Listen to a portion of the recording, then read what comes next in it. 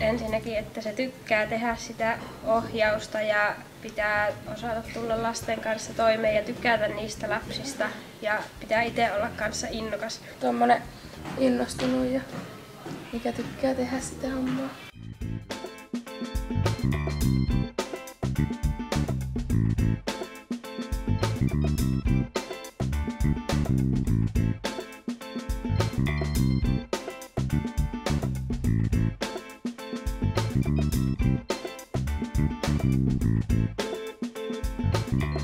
No sellainen, joka ottaa kaikki hyvin mukaan kaikkeen ja tekee itsekin, osaa tehdä jotain. Joo, ja sitten kannustaa ja on semmoinen positiivisella asenteella siinä meiningissä mukana, että ei oo silleen. Niinpä. Niin. Ei tee pelkästään rahan takia. Joo.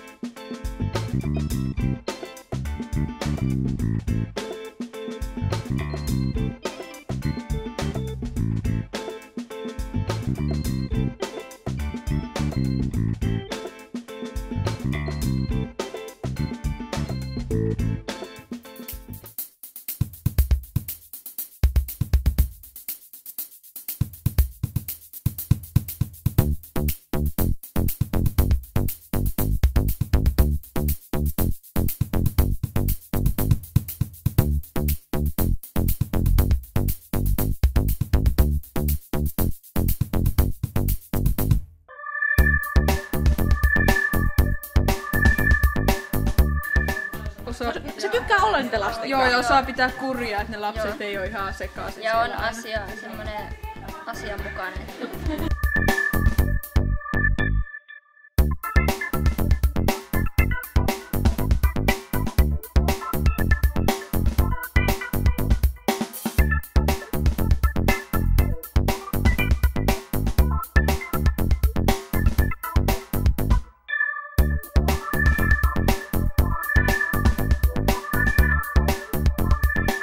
Rehellinen, tunnollinen, ottaa kaikki huomioon.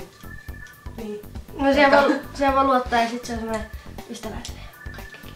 Just, että ottaa kaikki huomioon ja vastuuntuntoinen ja tekee ne kaikki jutut huolella.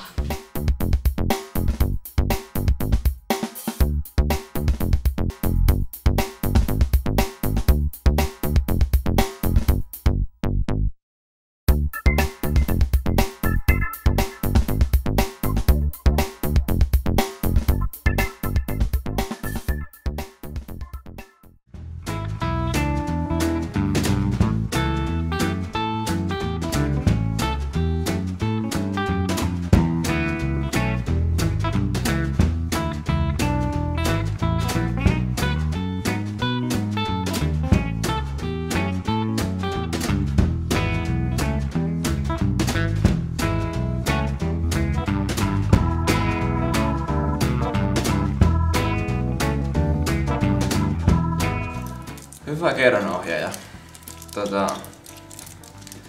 No vaikka siis, että on asennoitunut sitä hommaa kohtaan, että oma semmoisen tai niinku, että niinku ei oo semmonen, että ei taas kerro.